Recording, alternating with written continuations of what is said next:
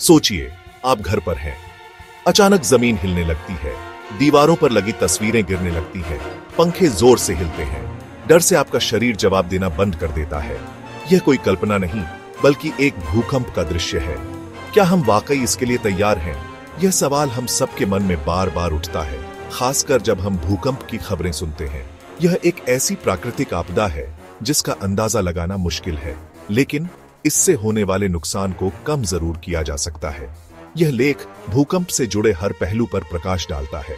इसमें हम जानेंगे कि भूकंप आखिर आते क्यों हैं, इनकी तीव्रता कैसे मापी जाती है और इनसे बचने के लिए क्या उपाय किए जा सकते हैं।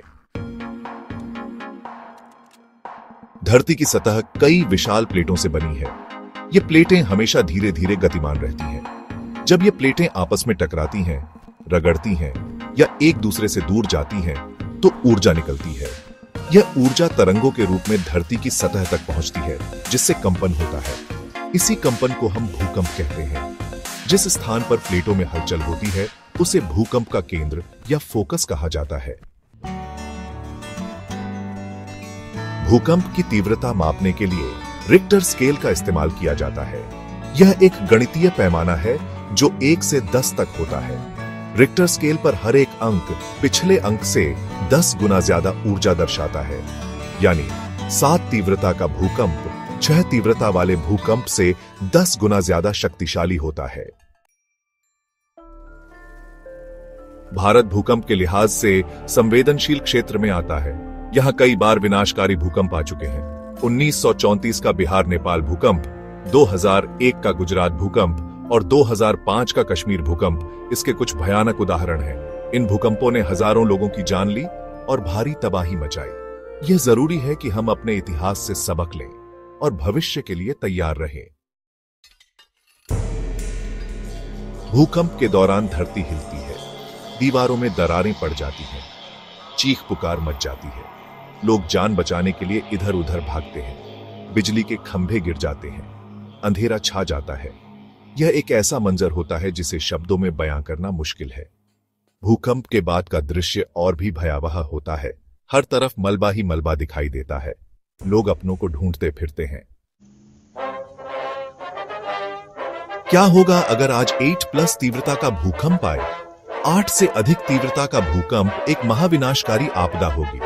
इससे बड़े शहर मलबे में तब्दील हो सकते हैं, सड़कें टूट सकती हैं, पुल ध्वस्त हो सकते हैं, बिजली, पानी और संचार व्यवस्था ठप हो सकती है। अस्पताल और राहत शिविर भी सुरक्षित नहीं रहेंगे। ऐसी स्थिति में जान माल का भारी नुकसान होना तय है। हालांकि यह सिर्फ एक कल्पना है, वास्तविक स्थिति इससे अलग भी हो सकती है। खुद को कैसे बचाएं? सुरक्षा के उपाय। भूकंप के दौरान जान बचाने के लिए कुछ जरूरी बातों का ध्यान रखना चाहिए। अगर आप घर के अंदर हैं, तो किसी मजबूत टेबल या फर्नीचर के नीचे छिप जाएं। खिड़कियों, शीशे और भारी वस्तुओं से दूर रहें। अगर आप बाहर हैं, तो इमारतों, बिजली के खंभों और पेड़ों से दूर खुले मैदान में चले जाएं। भूकंप से निपटने की तैयारी। भूकंप को रोकना संभव नहीं है, लेकिन इससे होने वाले नुकसान को कम जरूर किया जा सकता है। इसके लिए जरूरी है कि इमारतों का निर्माण भूकंप रोधी तकनीक से किया जाए। लोगों को भूकंप के दौरान क्या करें और क्या न करें, इसकी जानकारी दी जाए।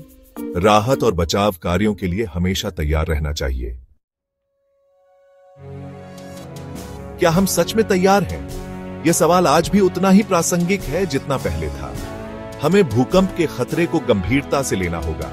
सरकार, समाज और हर व्यक्ति को मिलकर प्रयास करने होंगे। तभी हम इस प्राकृतिक आपदा का डटकर सामना कर पाएंगे। याद रखें, जागरूकता ही बचाव का सबसे बड़ा हथियार है।